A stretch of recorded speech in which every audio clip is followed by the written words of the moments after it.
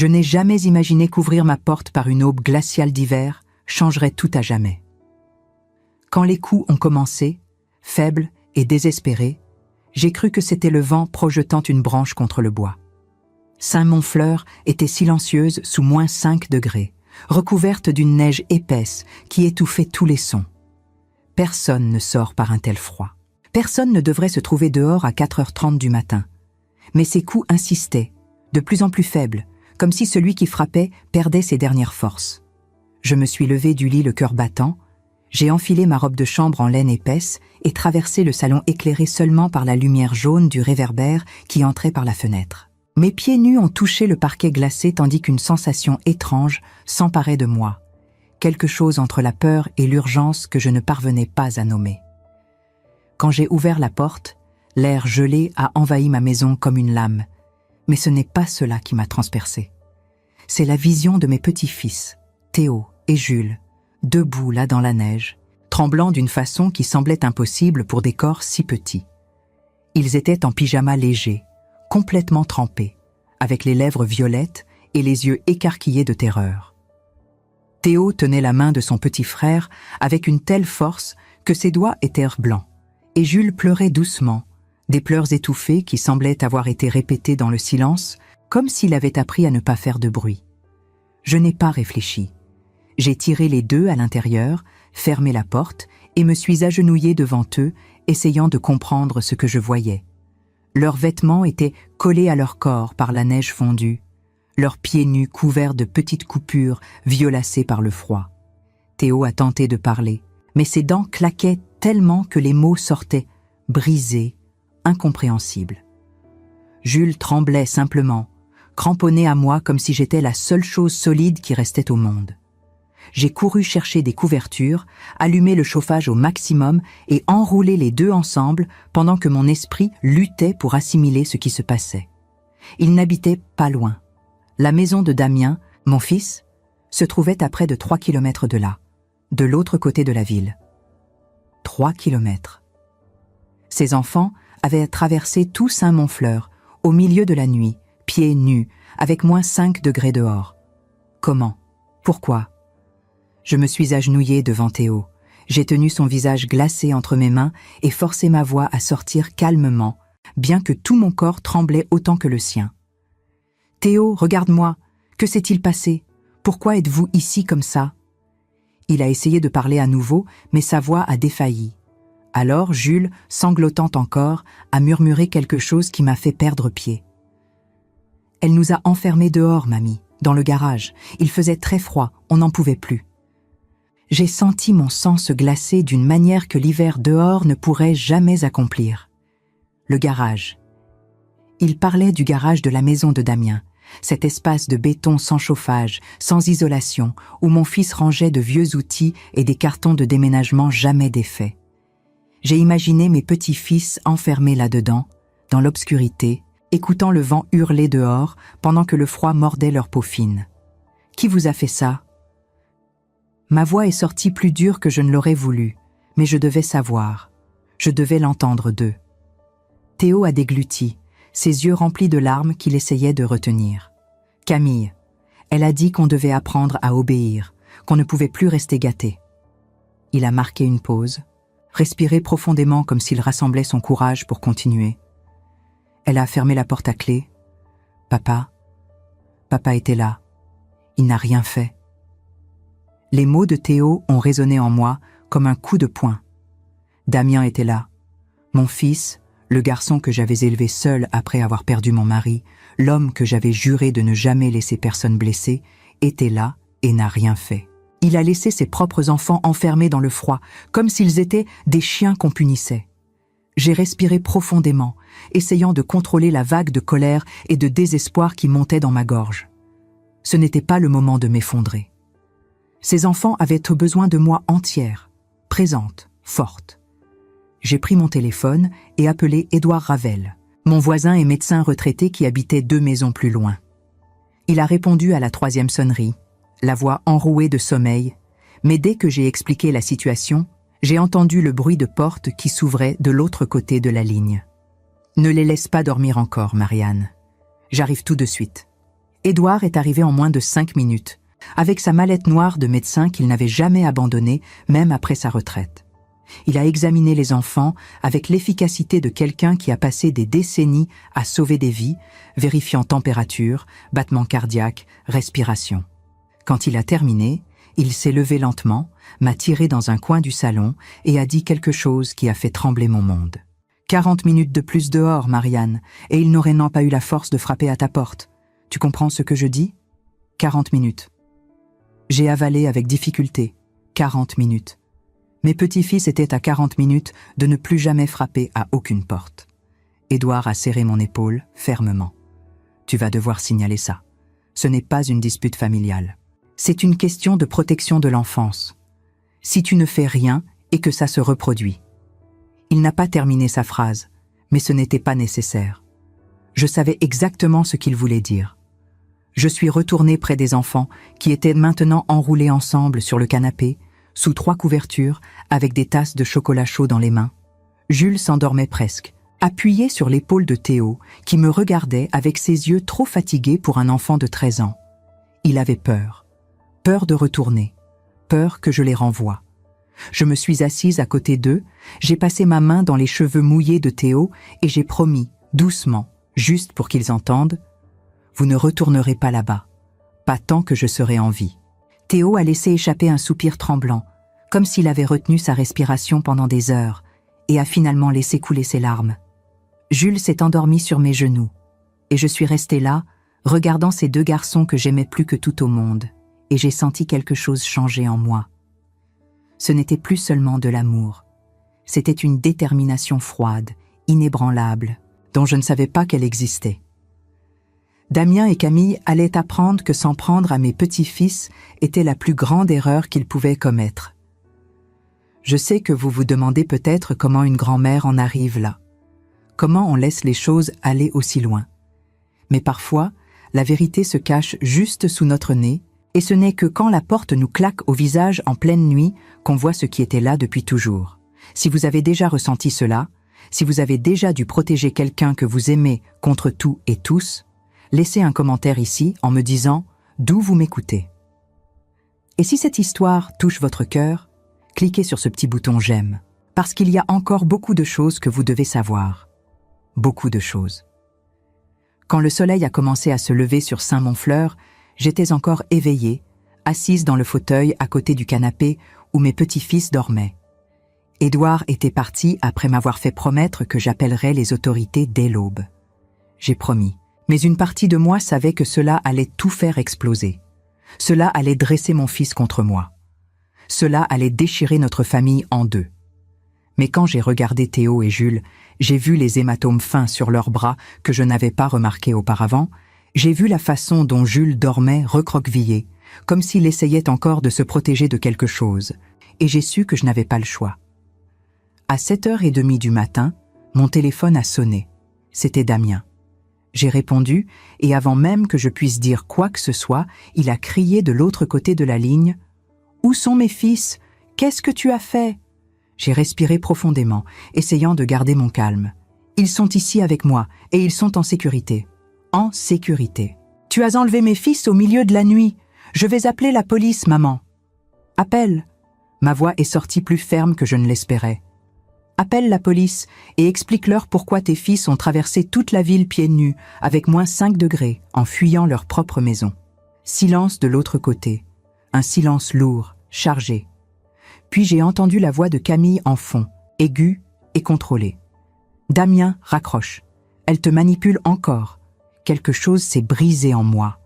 Me manipuler, comme si protéger 2 enfants de l'hypothermie était de la manipulation. Je viens maintenant, maman. Et tu vas me rendre mes fils. Il a raccroché avant que je puisse répondre. Une demi-heure plus tard, j'ai entendu la voiture de Damien se garer devant chez moi. Je me suis levée lentement, prenant soin de ne pas réveiller les enfants, et je me suis dirigée vers la porte. Quand je l'ai ouverte, j'ai vu mon fils descendre de voiture, le visage fermé, et Camille juste derrière, avec cette expression froide et calculée que j'avais appris à reconnaître ces derniers mois. Damien est entré sans demander la permission, a regardé les enfants endormis sur le canapé et s'est tourné vers moi, les yeux pleins de rage. « Tu n'avais pas le droit de faire ça. » Ils ont frappé à ma porte à 4h30 du matin, Damien. Gelé, en pyjama, pieds nus.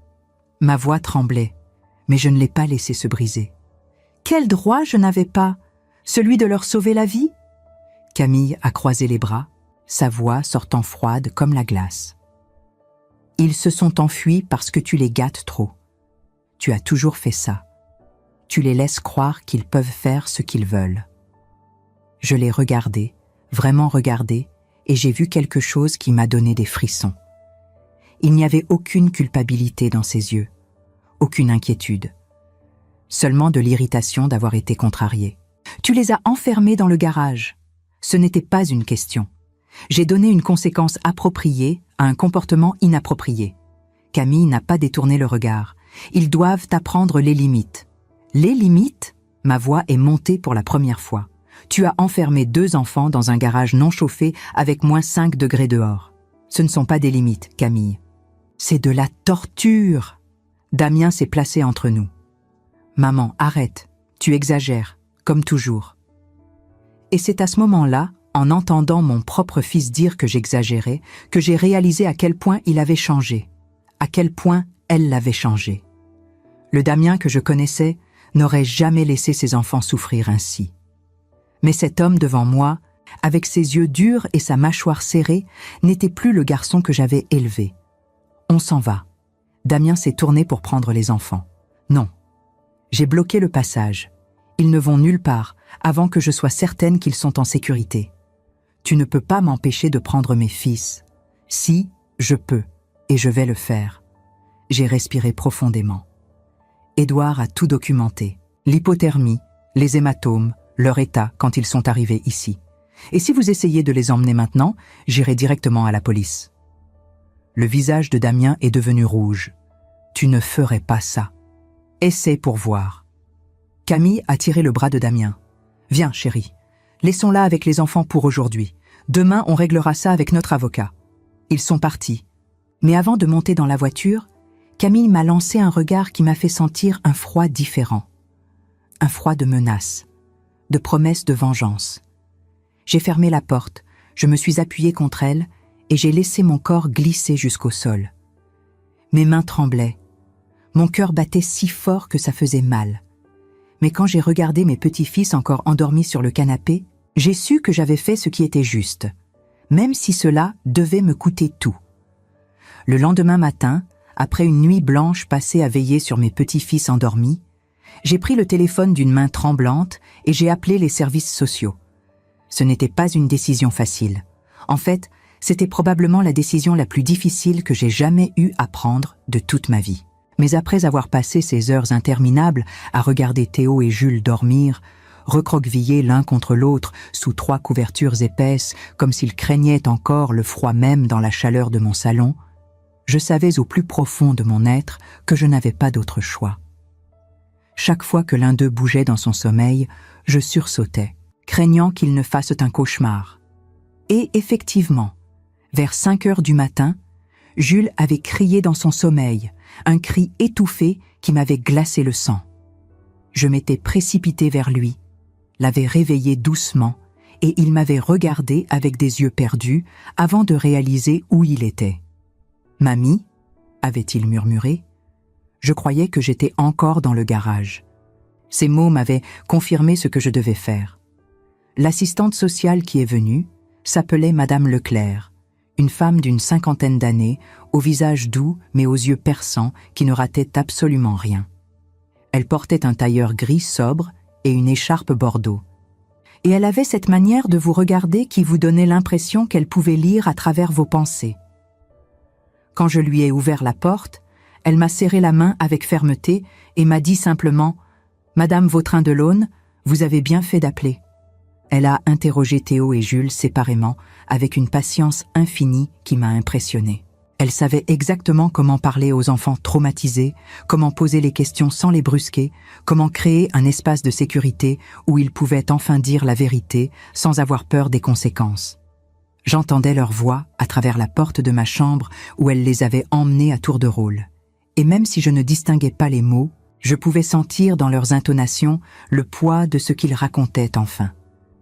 Théo était entré le premier. Il était resté plus d'1 heure avec elle.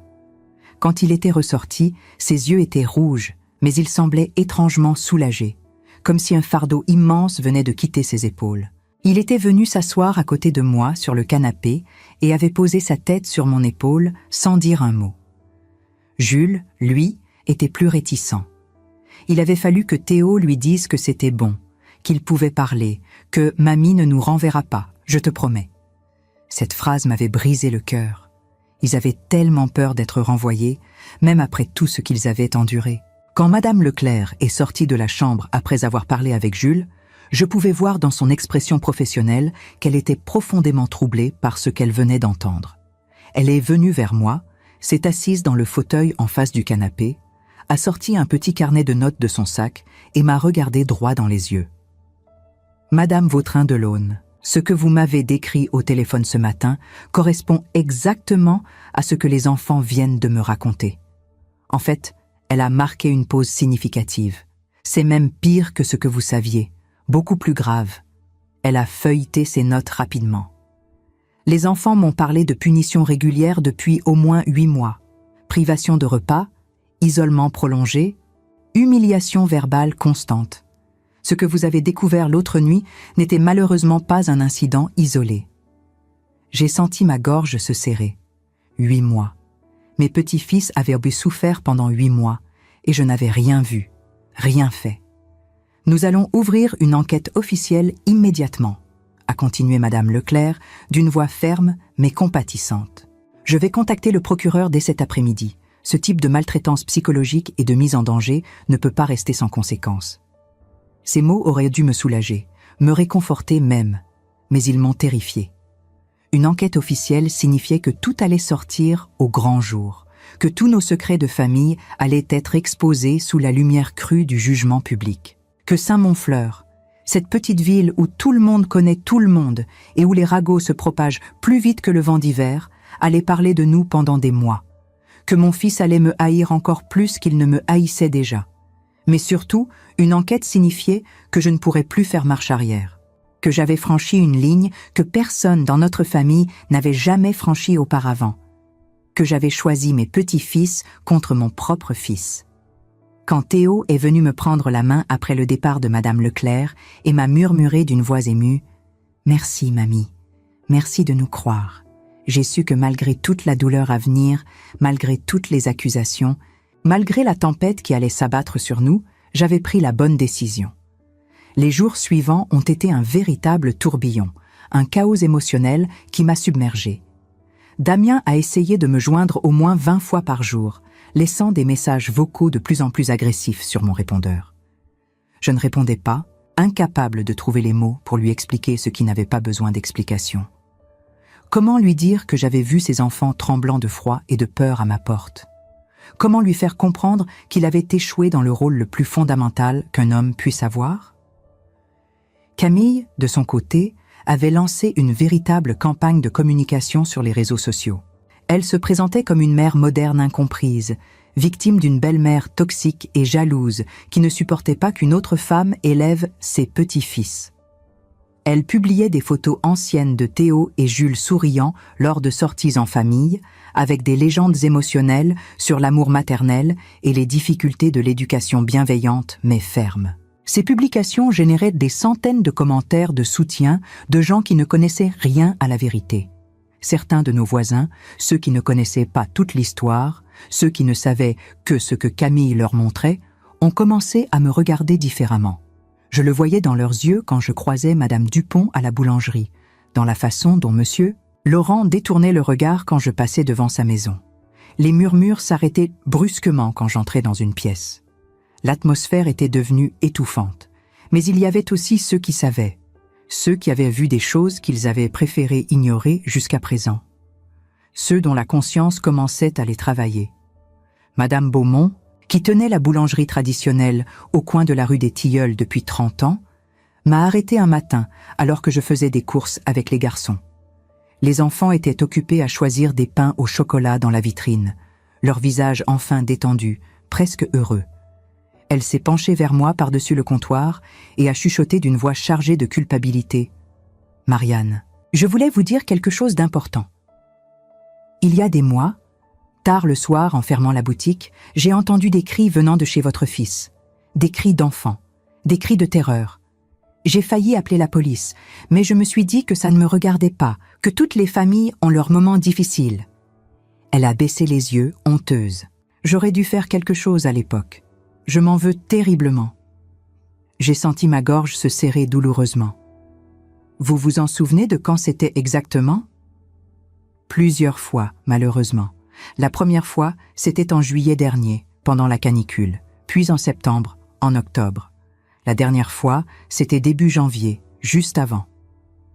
Elle s'est interrompue. Nous sachions toutes les deux de quelle nuit elle parlait. Elle a jeté un coup d'œil discret au garçon qui regardait les pâtisseries dans la vitrine avec des yeux émerveillés. Je suis vraiment désolée de ne rien avoir dit plus tôt. Sincèrement désolée. Cette conversation m'a hantée pendant des jours, depuis juillet dernier. Cela faisait presque 8 mois, exactement ce que Madame Leclerc avait mentionné. 8 longs mois que mes petits-fils souffraient en silence et personne n'avait rien fait. Moi y compris. Surtout moi qui aurais dû être leur protection ultime. J'avais remarqué des choses, bien sûr. Comment aurais-je pu ne pas remarquer? Théo, qui devenait progressivement plus silencieux lors de nos rares visites, ce garçon autrefois bavard et enjoué qui ne répondait plus que par monosyllabes. Jules qui sursautait violemment au moindre bruit fort, au moindre éclat de voix, comme un animal battu. Les fois où j'avais proposé avec enthousiasme de les garder pour le week-end, rêvant de leur préparer leurs plats préférés et de regarder des films ensemble, et où Camille avait refusé catégoriquement avec ce sourire froid et inflexible, prétextant qu'ils avaient besoin de routine stricte et de discipline constante pour leur bien-être. Mais Damian m'avait toujours rassuré avec ses explications qui semblaient raisonnables sur le moment. « Tu exagères, maman. Tu dramatises comme toujours. Camille est stricte, c'est vrai, mais c'est précisément pour leur bien, pour qu'ils deviennent des hommes responsables. Tu les as trop gâtés quand ils étaient petits et maintenant elle doit corriger ça. C'est normal qu'ils ne soient pas habitués à une vraie discipline. » Et comme une idiote, comme une vieille femme naïve qui voulait désespérément croire que son fils savait ce qu'il faisait, je l'avais cru. J'avais voulu croire que mon fils, l'enfant que j'avais élevé avec tant d'amour après la mort de son père, savait mieux que moi comment élever ses propres enfants. Que je me faisais des idées parce que je vieillissais et que je devenais trop protectrice. Que Camille, avec ses diplômes et son assurance, savait mieux que moi ce dont ses enfants avaient besoin. Quelle erreur monumentale! Quelle terrible, terrible erreur! Une semaine après l'arrivée des garçons chez moi, après 7 jours de routine nouvelle où je les voyais lentement commencer à respirer à nouveau, l'enquête sociale a commencé à révéler des choses qui m'ont littéralement glacé le sang jusqu'à la moelle. L'école avait été contactée et les enseignants avaient dû commencer à parler, libérés par l'enquête officielle de leur devoir de réserve. L'institutrice de Théo avait signalé dans un rapport détaillé qu'il s'était endormi en classe au moins 15 fois au cours des 3 derniers mois, toujours le lundi, comme si les week-ends à la maison l'épuisaient au lieu de le reposer. Elle avait noté que le garçon, autrefois excellent élève, avait vu ses notes chuter dramatiquement depuis septembre. Il semblait ailleurs, avait-elle écrit dans son rapport, comme si une partie de lui s'était éteinte. Le professeur de sport avait remarqué que Jules avait des bleus inexpliqués sur les bras et les jambes, des marques qui ressemblaient à des doigts agrippant trop fort. Mais comme Camille était toujours si charmante lors des réunions parents-professeurs, si élégamment habillée, si articulée dans ses explications sur l'importance de l'éducation stricte mais aimante, personne n'avait osé creuser plus loin. Personne n'avait voulu voir ce qui se cachait derrière le vernis parfait. Puis Madame Leclerc m'a appelé avec une information qui a littéralement tout changé, qui a fait basculer l'enquête dans une autre dimension. Madame Vautrin-Delaune, nous avons découvert quelque chose d'extrêmement important concernant Madame Durand. Sa voix était professionnelle, mais teintée d'une certaine urgence qui m'a immédiatement mise en alerte. Camille Durand n'est pas son vrai nom de naissance. Enfin, Durand est le nom de votre fils qu'elle a pris au mariage. Mais avant cela, elle s'appelait Camille Mercier. Et sous cette identité, sous son nom de jeune fille, elle a travaillé comme monitrice éducatrice dans un internat privé à Colmar il y a exactement 7 ans. Mon cœur s'est littéralement arrêté de battre pendant 1 seconde. Et alors, qu'est-ce que ça signifie ? Cela signifie qu'elle avait été renvoyée discrètement de cet établissement suite à de multiples accusations graves de violences psychologiques envers des mineurs sous sa responsabilité. Les accusations n'ont jamais abouti à un procès pénal parce que les familles ont préféré retirer leurs enfants et passer à autre chose plutôt que de s'engager dans une bataille juridique longue et traumatisante. Mais le dossier interne existe toujours et nous venons d'y avoir accès grâce à un mandat du juge. Elle a marqué une pause lourde de sens. Marianne. Elle a quitté Colmar précipitamment juste après son renvoi, a changé de région, s'est installée ici dans votre ville et apparemment a recommencé sa vie sous son nom de jeune fille, effaçant toute trace de son passé professionnel problématique. J'ai dû littéralement m'asseoir, mes jambes ne me portant plus. Camille avait un passé sombre qu'elle avait soigneusement caché, méticuleusement effacé. Un passé que mon fils ne connaissait probablement pas, qu'il n'avait jamais soupçonné. Vous allez lui dire, à Damien, il faut qu'il sache qui il a épousé. Les autorités vont l'interroger très bientôt, oui. Il sera convoqué officiellement. Mais je voulais vous en informer d'abord, pour que vous soyez mentalement préparés à ce qui va suivre. Parce que quand votre fils va apprendre la vérité sur la femme qu'il a épousée, sur la femme à qui il a confié ses enfants. Elle n'a pas terminé sa phrase, mais je comprenais parfaitement ce qu'elle voulait dire. Préparer. Comme si on pouvait vraiment se préparer à découvrir que la femme qui avait épousé votre fils, qui avait partagé son lit, qui avait élevé vos petits-enfants, avait déjà fait exactement la même chose ailleurs, avec d'autres enfants sans défense. Le soir même, alors que je préparais le dîner dans ma cuisine, en essayant de garder une apparence normale pour les garçons, Damien a débarqué chez moi sans prévenir. Cette fois, son visage n'était pas rouge de colère. Il était blanc, défait, comme si toute la vie avait été aspirée hors de lui. Pour la première fois depuis des semaines, il était seul, sans Camille accrochée à son bras comme une sangsue. C'est vrai, il est entré sans même me saluer, sans même enlever ses chaussures boueuses. Ce qu'ils disent sur Camille, l'internat à Colmar, les accusations, tout ça, j'ai simplement hoché la tête lentement, incapable de trouver les mots appropriés. Il s'est effondré sur une chaise de ma cuisine, la tête entre les mains, et pour la première fois depuis qu'il était devenu adulte, j'ai vu mon fils pleurer comme un enfant perdu. Je ne savais pas. Je te le jure sur tout ce qui m'est cher, maman. Je ne savais absolument rien de tout ça. Et si tu avais su, Damien ? Ma voix est sortie plus dure que je ne l'aurais voulu, plus accusatrice. Si tu avais découvert son passé avant de l'épouser, avant de lui confier tes fils, qu'est-ce que tu aurais fait ?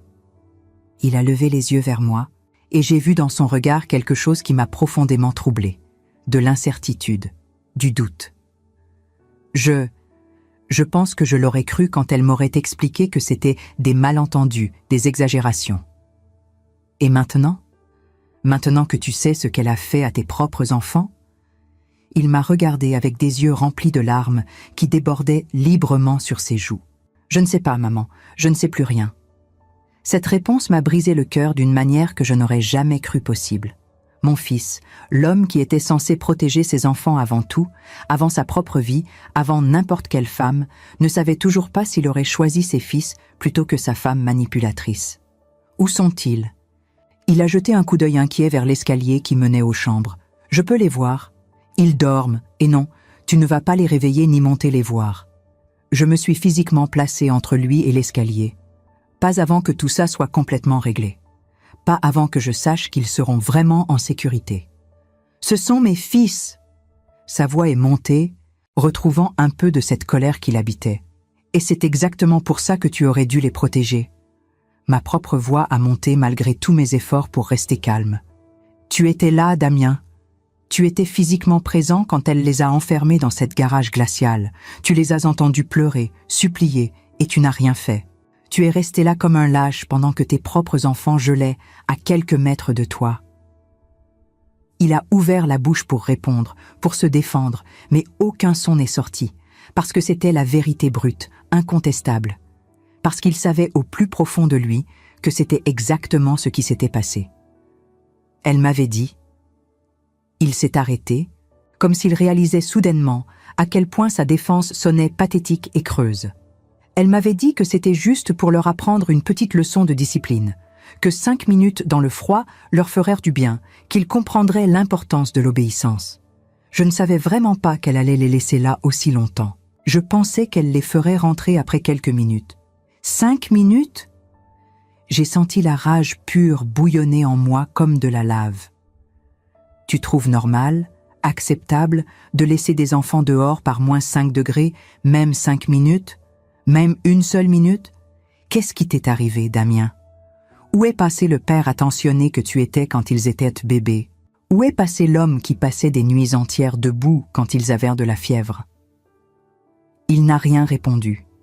Il est simplement resté là, assis sur ma chaise de cuisine, les épaules affaissées, l'image même de la défaite totale, de l'effondrement moral.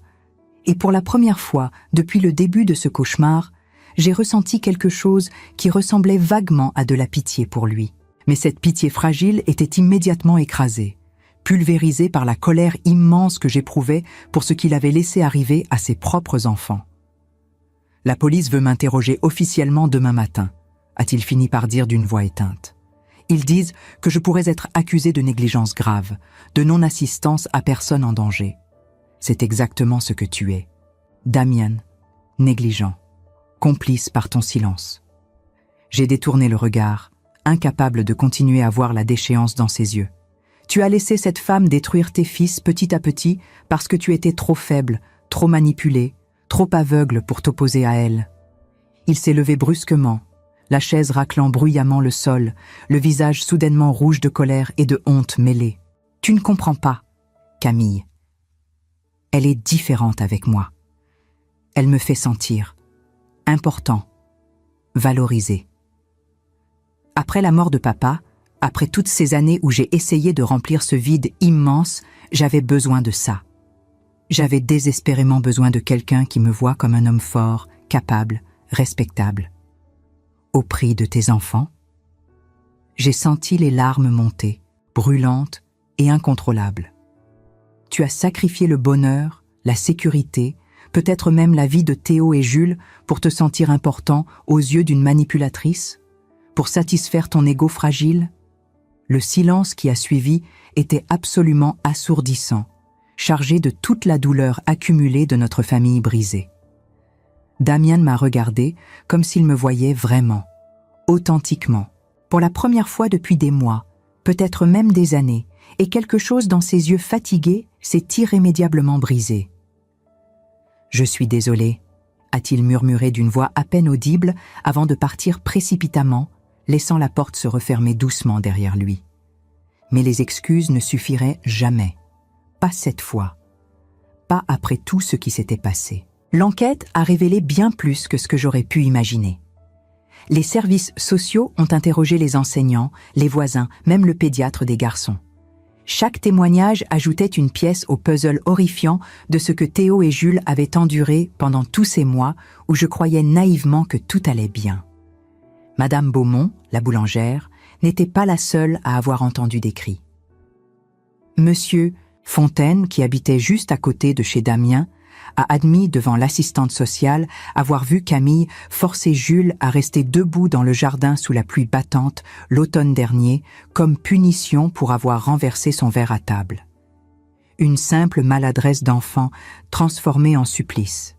Il n'avait rien dit parce qu'il pensait que chaque parent éduque ses enfants comme il l'entend. Cette phrase terrible qui permet tant de souffrances silencieuses. Mais ce qui m'a le plus bouleversé, c'est le témoignage de Madame Giroux, une voisine plus âgée qui vivait de l'autre côté de la rue. Elle a raconté aux enquêteurs qu'un soir de septembre, elle avait vu Théo assis seul sur les marches du perron à la tombée de la nuit, tremblant dans l'air frais d'automne, sans veste. Quand elle lui avait demandé s'il allait bien, le garçon avait simplement hoché la tête et murmuré qu'il réfléchissait à ce qu'il avait fait de mal. Il était resté là plus d'1 heure avant que Camille ne le laisse rentrer. Je n'ai pas insisté, a confessé Madame Giroux, les larmes aux yeux. Je me suis dit que ce n'était pas mes affaires, mais ce regard qu'il avait, ce regard perdu. Il me hante encore. L'institutrice de Jules, Madame Moreau, a apporté un témoignage qui m'a glacé le sang. Elle a raconté que le petit garçon avait commencé à pleurer en classe un jour de novembre, sans raison apparente, et qu'il avait dit quelque chose de profondément troublant. Je ne veux pas rentrer à la maison. Est-ce que je peux rester ici avec vous pour toujours? Ses petits camarades de classe l'avaient regardé avec incompréhension, mais Madame Moreau avait senti que quelque chose n'allait pas. Elle avait immédiatement contacté Camille pour une réunion. Elle est arrivée impeccablement habillée avec ce sourire parfait, a raconté l'institutrice. Elle m'a expliqué avec beaucoup de charme que Jules traversait une phase difficile, qu'il était très sensible et qu'elle gérait la situation avec l'aide d'un psychologue. Un mensonge parfaitement construit. Elle était si convaincante, si posée, que j'ai cru que j'avais mal interprété les paroles de Jules. Comment aurais-je pu imaginer qu'une mère si élégante, si articulée, pouvait maltraiter ses enfants? Cette remarque m'a fait réaliser quelque chose d'essentiel. Camille était une manipulatrice exceptionnelle. Elle savait exactement quelle image projeter pour détourner les soupçons. Elle incarnait la mère moderne parfaite, celle qui jongle entre carrière et éducation stricte mais bienveillante. Personne ne regardait derrière le masque. Le professeur principal de Théo, M. Dubois, a également témoigné.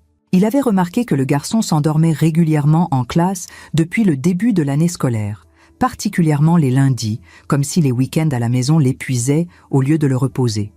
« J'ai pensé qu'il passait trop de temps sur les écrans », a-t-il avoué. Je n'ai jamais imaginé que c'était parce qu'il avait peur de dormir chez lui. Cette révélation m'a brisé. Mon petit-fils avait peur de dormir dans sa propre maison. Combien de nuits avait-il passé éveillé, terrifié à l'idée de commettre une erreur qui déclencherait la colère de Camille? Chaque révélation me transperçait comme un couteau. Comment avais-je pu être si aveugle? Comment avais-je pu laisser mes petits-fils souffrir pendant des mois sans rien voir? Les signes étaient là, éparpillés comme des miettes de pain, mais j'étais passé à côté de tous. La culpabilité me rongeait de l'intérieur. Théo, un soir, alors que nous étions assis dans le salon après le dîner, m'a regardé avec ses grands yeux sombres devenus trop graves pour son âge et m'a dit quelque chose qui m'a fendu le cœur en 1000 morceaux. « Mamie, on voulait te le dire, vraiment, mais elle nous avait prévenu que si on parlait, tu ne nous croirais pas. Que tout le monde penserait qu'on mentait parce qu'on ne voulait pas obéir aux règles. » Il a baissé les yeux sur ses mains. Elle disait que les enfants qui accusent leurs parents finissent placés dans des foyers où c'est encore pire, que là-bas, personne ne nous aimerait. J'ai pris sa main dans la mienne, sentant les larmes couler librement sur mes joues. « Je te crois, mon chéri. Je vous crois tous les deux. Et je suis tellement désolée de ne pas avoir compris plus tôt. J'aurais dû poser plus de questions. J'aurais dû insister. » Jules, qui était assis à côté de son frère sur le canapé, a ajouté d'une petite voix tremblante. Elle disait aussi que papa serait très triste si on se plaignait, que c'était de notre faute s'il n'était plus heureux comme avant, qu'on détruirait sa vie si on parlait. Ces mots m'ont révélé quelque chose d'encore plus sombre et pervers. Camille n'était pas juste cruelle par impulsion ou par manque de contrôle. Elle était calculatrice, méthodique. Elle avait manipulé ses enfants pour qu'ils se sentent coupables de leur propre souffrance, pour qu'ils protègent leur bourreau par amour pour leur père. C'était d'une cruauté psychologique raffinée qui dépassait la simple violence. Le docteur Ravel, qui était devenu un allié précieux et une présence réconfortante dans cette épreuve, m'a expliqué, lors d'une de ses visites quotidiennes, que ce type de manipulation était classique dans les cas de violence psychologique domestique. Elle a créé un environnement où ils se sentaient responsables de leur propre souffrance et de celle de leur père, m'a-t-il dit en sirotant le thé que je lui avais préparé. C'est exactement comme ça que les abuseurs maintiennent leur contrôle absolu sur leurs victimes, en faisant croire aux enfants que c'est de leur faute, que s'ils étaient meilleurs, plus obéissants, plus silencieux, alors tout irait bien. C'est un cercle vicieux dont il est presque impossible de s'échapper seul. Il a marqué une pause, me regardant avec gravité. « Marianne, vous avez brisé ce cercle. Vous avez donné à ces enfants la possibilité de respirer à nouveau. Ne sous-estimez jamais l'importance de ce que vous avez fait. Pendant ce temps, l'investigation sur le passé trouble de Camille à Colmar progressait et révélait des informations de plus en plus accablantes. Les autorités avaient retrouvé d'anciennes familles dont les enfants avaient été sous sa supervision directe à l'internat Saint-Joseph. Les témoignages qu'elles ont livrés étaient absolument glaçants. Une mère, Madame Blanchard, a raconté en sanglotant que sa fille de 14 ans était rentrée de l'internat après un trimestre avec des cauchemars si violents qu'ils ont duré presque 1 an. Elle se réveillait en hurlant, trempée de sueur, parlant d'une femme qui la regardait sans cesse, qui comptait chacun de ses gestes. La jeune fille parlait d'une monitrice qui la forçait à rester debout dans le couloir glacé pendant des heures si elle parlait pendant l'étude du soir. Pas d'eau, pas de permission d'aller aux toilettes, juste debout, face au mur, pendant que les autres filles passèrent devant elle pour aller se coucher. Une autre famille, les Mercier, avait retiré leur fils de 13 ans après seulement 2 mois lorsqu'il avait développé des problèmes d'anxiété sévères qui nécessitaient un suivi psychiatrique. Il se lavait les mains jusqu'à ce qu'elles saignent, a raconté le père. Il vérifiait son cartable 20 fois avant de partir à l'école. Il disait qu'il devait être parfait, sinon elle serait déçue. Mais le témoignage le plus accablant et détaillé est venu d'un ancien collègue de Camille à l'internat, un homme nommé Monsieur Girard, qui avait été témoin direct de son comportement pendant les 2 années où ils avaient travaillé ensemble. Elle était littéralement obsédée par le contrôle total, a-t-il déclaré aux enquêteurs dans une déposition écrite de plusieurs pages. Elle ne supportait absolument pas que les enfants lui désobéissent, même pour les choses les plus insignifiantes. Un jour, j'ai surpris en train de faire ranger sa chambre à une petite fille de 11 ans encore et encore, pendant plus de 3 heures d'affilée, parce que l'angle du coussin sur le lit n'était pas exactement comme elle le voulait. L'enfant pleurait d'épuisement, ses jambes tremblaient, mais Camille continuait avec ce sourire froid, disant que l'excellence n'était pas négociable. Monsieur Girard avait signalé plusieurs incidents à la direction, mais Camille bénéficiait de la protection de la directrice de l'époque, qui admirait sa rigueur et son dévouement. Ce n'est que lorsque 3 familles ont menacé de porter plainte simultanément que l'établissement a finalement accepté son départ à l'amiable, sans enquête officielle, sans rapport aux autorités. Une démission déguisée pour éviter le scandale. C'est ma plus grande honte professionnelle, a avoué Monsieur Girard. J'aurais dû insister davantage. J'aurais dû aller voir les autorités moi-même. Mais j'avais peur de perdre mon emploi et je me suis dit qu'au moins, si elle partait, elle ne ferait plus de mal à d'autres enfants. Il a marqué une longue pause avant d'ajouter « J'avais tort, elle est juste allée faire du mal ailleurs ». Quand ces informations sont devenues publiques dans notre petite communauté, Saint-Monfleur a été profondément secoué. Les gens qui avaient défendu Camille sur les réseaux sociaux avec véhémence, qui m'avaient traité de belle-mère envahissante, toxique et jalouse, ont soudainement changé de ton du jour au lendemain. Les messages privés d'excuses ont commencé à affluer sur mon téléphone, mais je n'en ai lu aucun. Tout ce qui comptait, c'était la sécurité et la guérison de mes petits-fils. Madame Delacroix, une femme que je connaissais depuis 20 ans et qui avait publiquement pris la défense de Camille, est même venue sonner à ma porte un après-midi. « Marianne, je suis venue te présenter mes excuses les plus sincères. J'ai dit des choses terribles sur toi. J'ai cru. » Elle était tellement convaincante. Je l'ai regardée un long moment avant de répondre calmement. Vous avez choisi de croire une façade plutôt que de vous poser des questions. Mes petits-fils ont failli mourir à cause de ce genre de silence complice. Elle est repartie en larmes, mais je n'ai ressenti aucune satisfaction. Juste une immense fatigue. Un matin, alors que je préparais le petit déjeuner dans ma cuisine ensoleillée, essayant de retrouver une routine normale pour les garçons, j'ai reçu un appel de Madame Leclerc. Sa voix était grave et chargée d'émotion. « Madame Vautrin-Delaune, nous avons la décision du juge des enfants. Camille Durand, ou plutôt Camille Mercier comme elle s'appelle légalement, fait désormais l'objet d'une interdiction stricte d'approcher les enfants. Elle ne peut plus avoir aucun contact avec Théo et Jules, même indirect, sous peine de poursuites immédiates. J'ai dû m'asseoir, sentant mes jambes se dérober sous moi. Et Damien, qu'est-ce qui va se passer pour mon fils? Pour votre fils. C'est effectivement plus compliqué d'un point de vue juridique. Elle a soupiré. Il n'a pas été directement violent physiquement, mais sa complicité par négligence grave est clairement établie par l'ensemble des témoignages.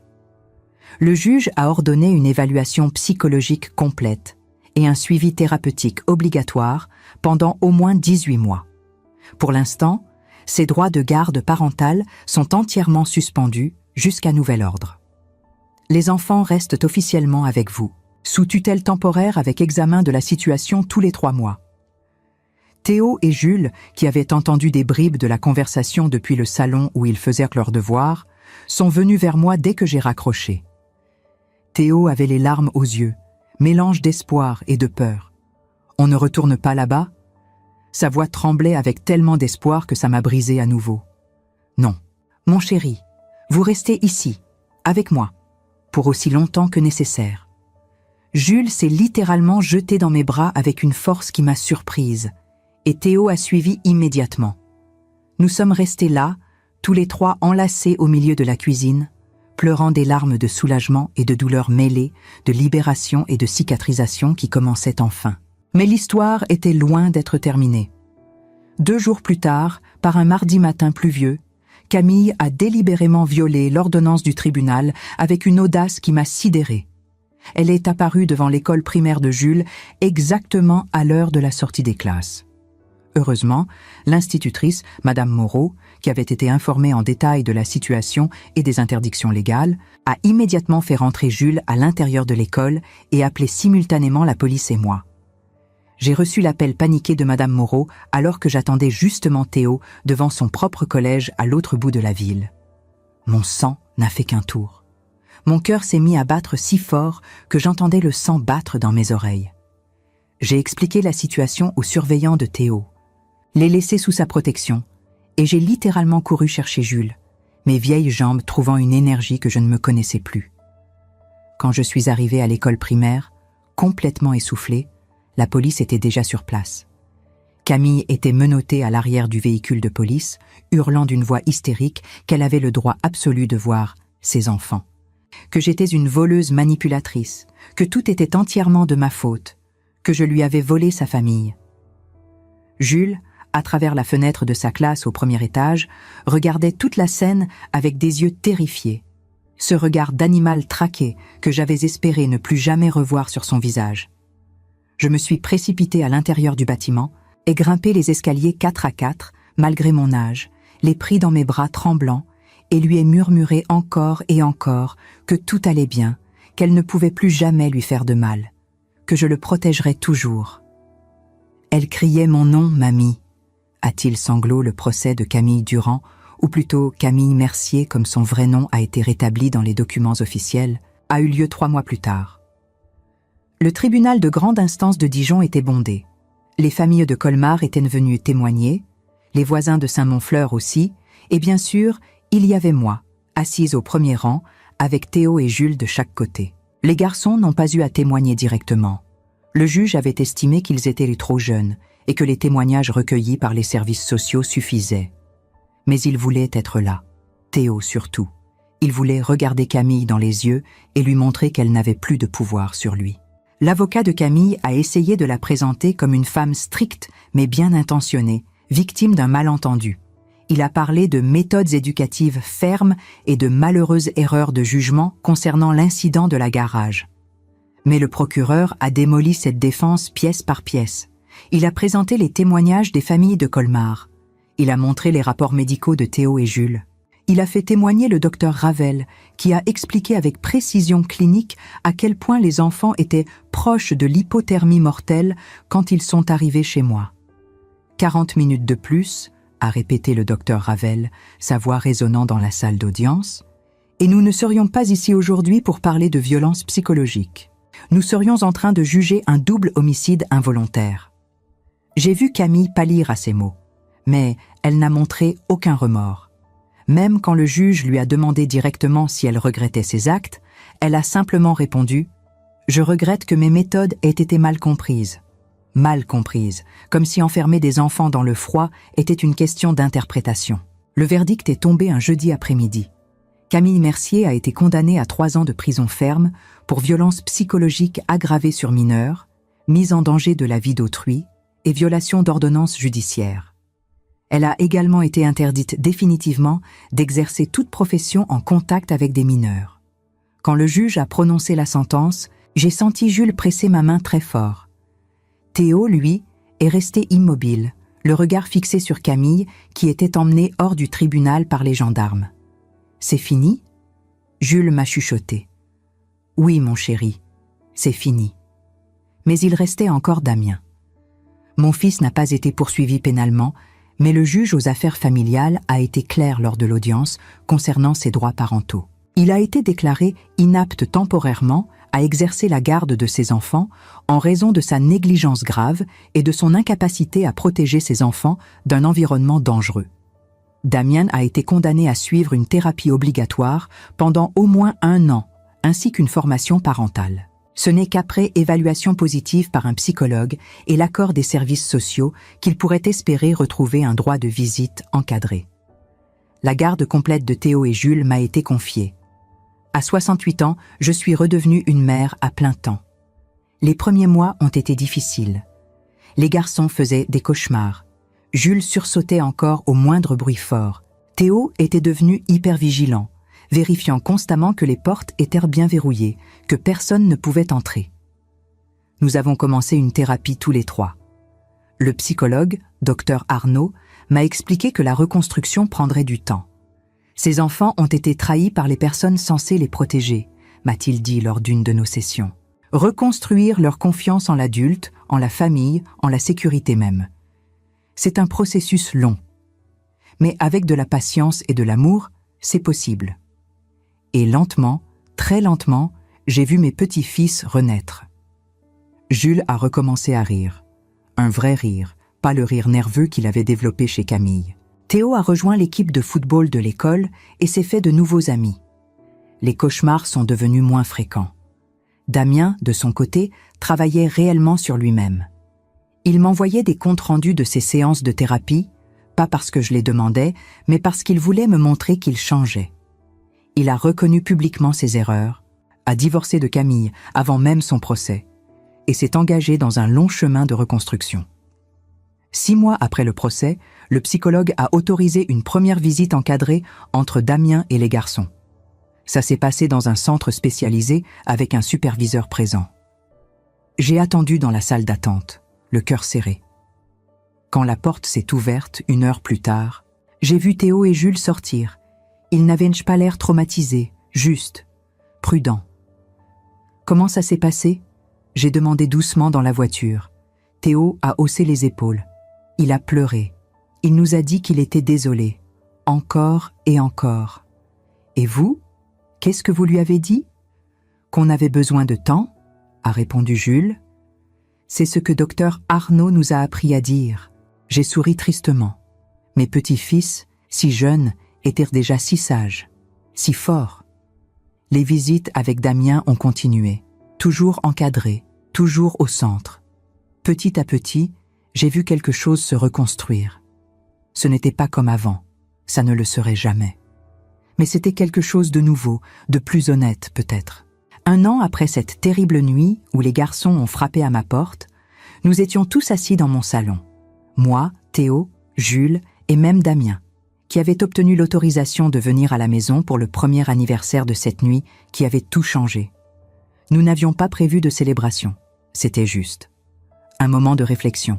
Théo, qui avait tellement grandi en 1 an, a pris la parole le premier. « Je me souviens de cette nuit comme si c'était hier », a-t-il dit, sa voix plus grave maintenant à 14 ans. « J'avais tellement peur. Peur qu'on ne survive pas au froid. Peur que même si on arrivait chez mamie, personne ne nous croit. Mais mamie... » Il m'a regardé avec des yeux brillants. « Tu nous as cru. Tu nous as sauvés. » Jules a hoché la tête, ajoutant « Et tu ne nous as jamais renvoyés. Même quand c'était difficile, même quand papa criait, tu es resté. » Damien, assise un peu à l'écart, a baissé la tête. « Je ne mérite pas votre pardon, ni le vôtre, les garçons, ni le tien, maman. Mais je veux que vous sachiez que chaque jour, je me réveille en pensant à comment j'ai échoué. Et chaque jour, j'essaie d'être un peu meilleur que la veille. J'ai regardé mon fils, cet homme brisé qui essayait de se reconstruire, et j'ai ressenti quelque chose que je n'avais pas ressenti depuis longtemps envers lui, de l'espoir. « Le pardon prend du temps, Damien », j'ai dit doucement. « Mais le fait que tu essaies, c'est un début. » Ce soir-là, après que Damien soit parti et que les garçons soient montés se coucher, je suis restée seule dans mon salon, regardant la neige tomber dehors. C'était la première neige de l'hiver, et normalement, elle m'aurait rappelé cette terrible nuit. Mais ce soir, en regardant les flocons danser dans la lumière du lampadaire, je n'ai pas ressenti de peur. J'ai ressenti de la gratitude. Gratitude d'avoir ouvert cette porte. Gratitude d'avoir eu le courage de me battre. Gratitude d'avoir ces deux garçons merveilleux qui dormaient à l'étage, en sécurité, aimés, protégés.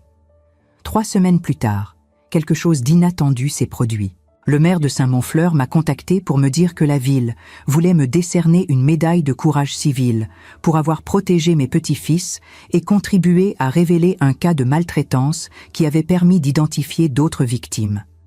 J'ai d'abord refusé. Je n'avais rien fait d'héroïque. J'avais juste fait ce que n'importe quelle grand-mère aurait fait. Mais Théo m'a convaincu d'accepter.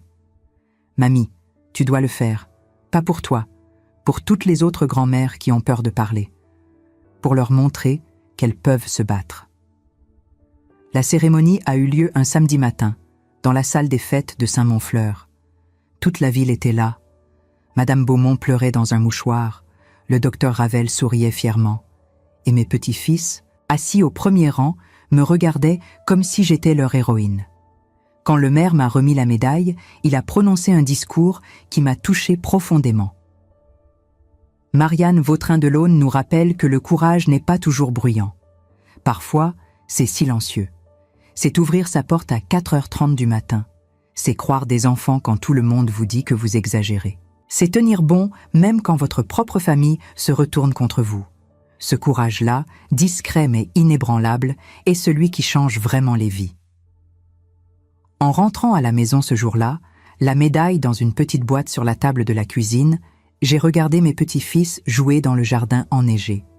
Ils construisaient un bonhomme de neige, riant et se lançant des boules de neige. La neige, qui avait failli les tuer 1 an plus tôt. Et maintenant, ils jouaient dedans, insouciants, heureux. C'est Jules qui est entré le premier, les joues rouges de froid, mais les yeux brillants de joie. « Mamie, viens voir notre bonhomme de neige, il te ressemble !» Je suis sortie, et effectivement, ils avaient construit un bonhomme de neige avec un foulard et un chapeau qui ressemblaient étrangement au mien. « Il nous protège », a expliqué Théo avec un sourire.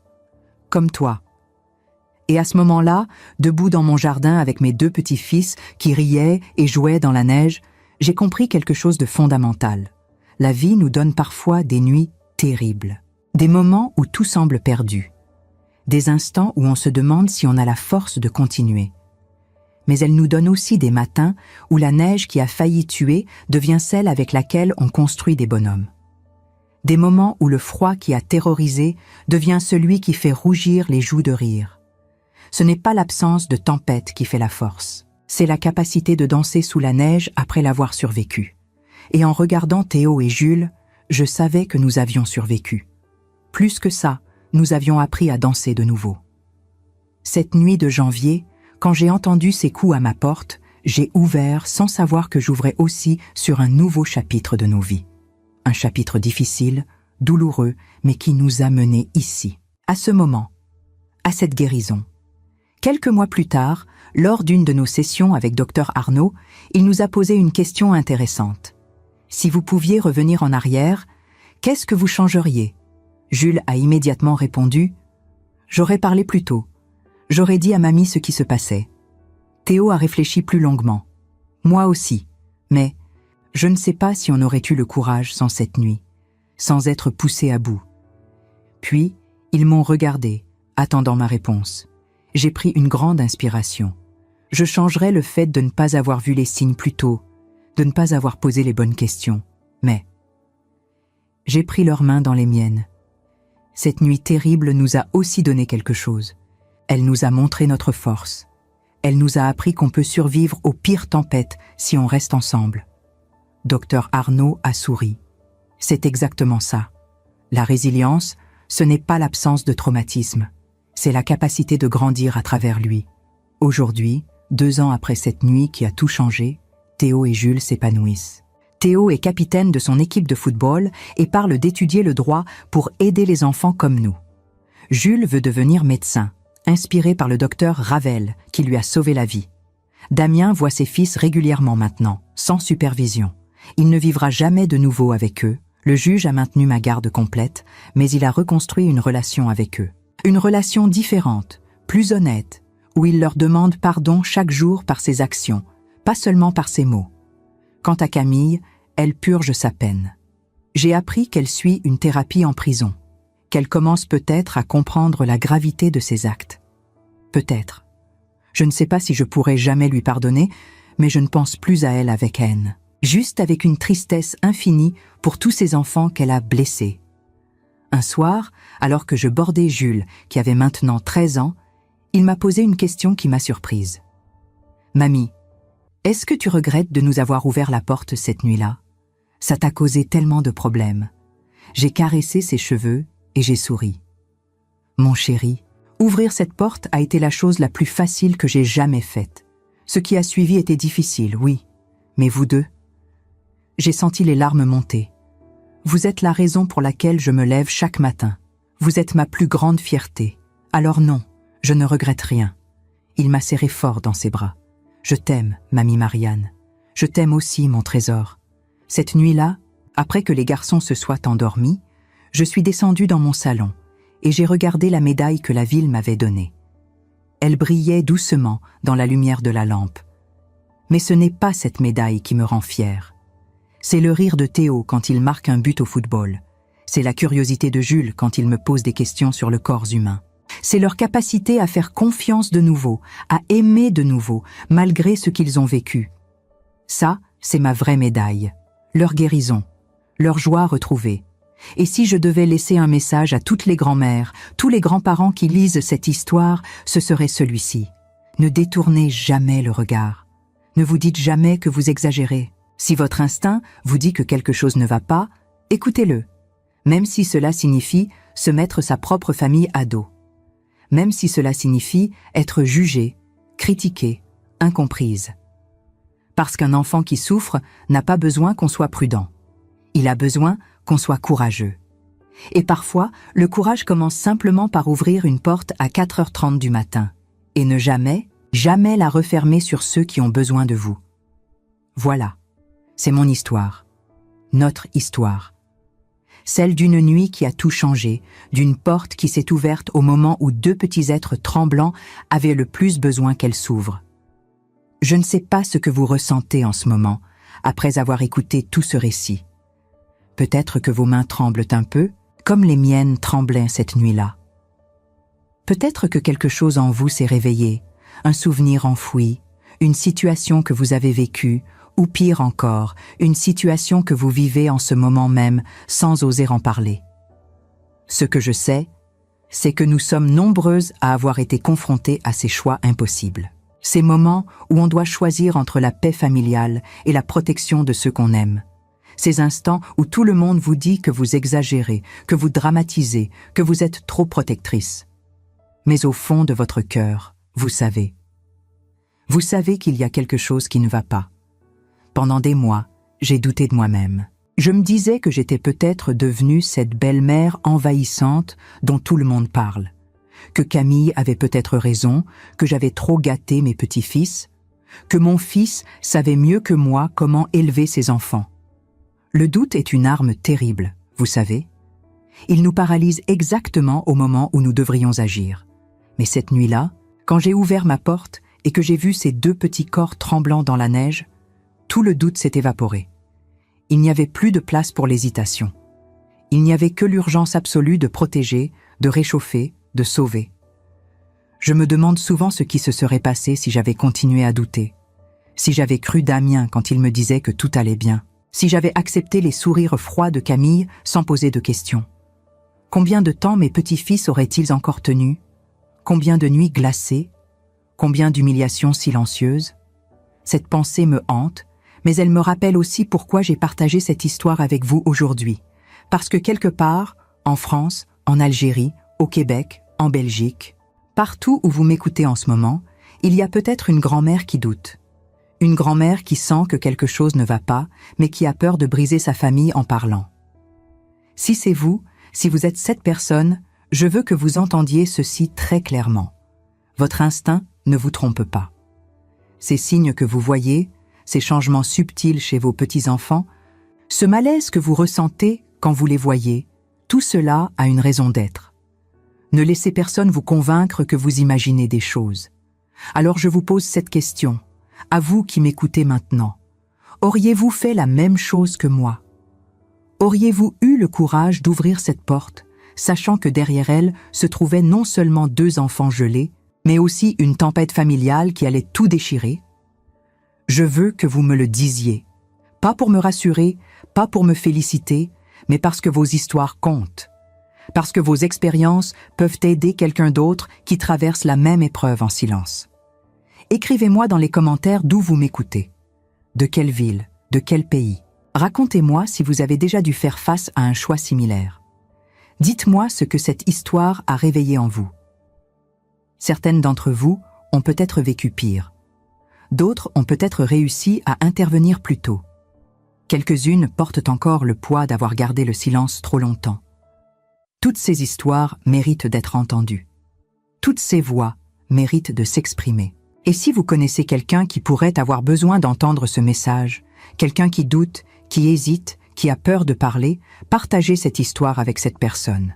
Parfois, savoir qu'on n'est pas seul fait toute la différence entre le silence et le courage.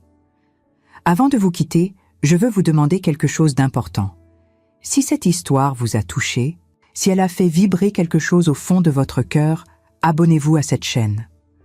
Parce que nos histoires, celles des femmes de notre génération, celles qui ont vécu, qui ont lutté, qui ont protégé, ces histoires-là méritent d'être racontées et écoutées. Nous ne sommes pas juste des grands-mères qui gardent des enfants et préparent des gâteaux. Nous sommes des guerrières silencieuses, des protectrices acharnées, des femmes qui ont appris que l'amour véritable exige parfois un courage terrible. Et ce courage, je le vois en chacune de vous qui avez écouté jusqu'ici. Alors restez avec moi. Continuez à écouter ces histoires. Continuez à partager les vôtres. Parce que c'est comme ça qu'on change les choses. Une histoire à la fois. Une grand-mère courageuse à la fois. Merci de m'avoir écouté. Merci d'avoir ouvert votre cœur à mon histoire. Et n'oubliez jamais, quand un enfant frappe à votre porte en pleine nuit, peu importe la tempête que cela déclenche, vous ouvrez cette porte, toujours.